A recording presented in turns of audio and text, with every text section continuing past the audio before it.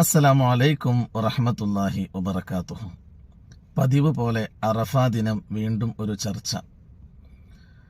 നാട്ടിലും വിദേശത്തും മാസപ്പിറവി വ്യത്യസ്തമായതിന്റെ അടിസ്ഥാനത്തിൽ ഒരു ദിവസത്തെ വ്യത്യാസം സംഭവിച്ചിട്ടുണ്ട്. സാധാരണ മാസങ്ങളിൽ അത് വരാറുണ്ട്, അതിന് യാതൊരു കുഴപ്പവും ആരും പറയാറില്ല. പരിശുദ്ധ റമദാനിൽ പോലും ഒരു ദിവസം വ്യത്യാസത്തിൽ വരും, നമ്മൾ നോമ്പനുഷ്ഠിക്കും.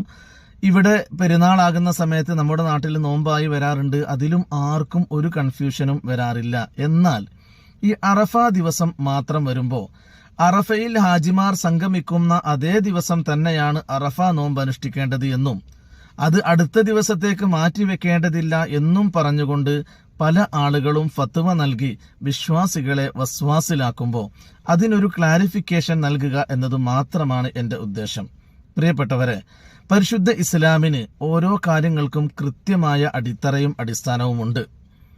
അള്ളാഹുവിന്റെ ഹബീബ് സല്ലല്ലാഹു അലൈഹി വസല്ലമ തങ്ങൾ പരിശുദ്ധ റമദാനുമായി ബന്ധപ്പെട്ട് പറഞ്ഞൊരു ഹദീസിൽ സൂമൂ ലിറുയതിഹി വഅഫ്തിറൂ ലിറുയതിഹി ഫഇൻ ഗുമ്മ അലൈക്കും ഫഉദ്ദൂ 30 യൗമൻ.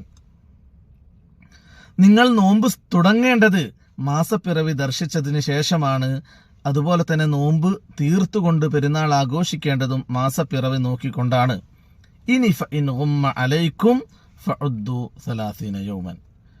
നിങ്ങൾക്ക് മേഘം കാരണമായിക്കൊണ്ട് അല്ലെങ്കിൽ മറ്റെന്തെങ്കിലും തടസ്സം കാരണമായിക്കൊണ്ട് മാസപ്പിറവി ദർശിക്കാൻ സാധിച്ചിട്ടില്ലെങ്കിൽ നിങ്ങൾ എന്താ ചെയ്യേണ്ടത്?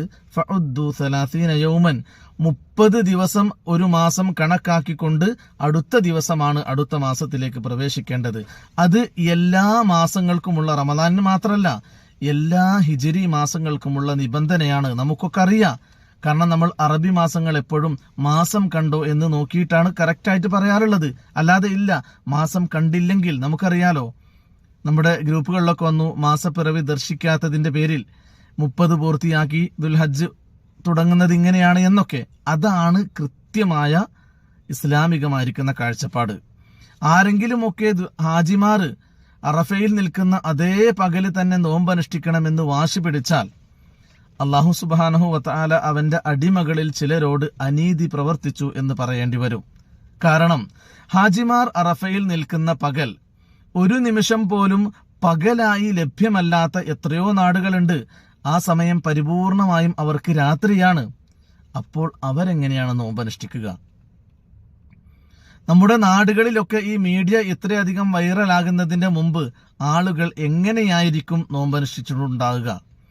ഇപ്പോഴും മീഡിയകൾ ഇത്രയധികം ലഭ്യമല്ലാത്ത കുഗ്രാമങ്ങൾ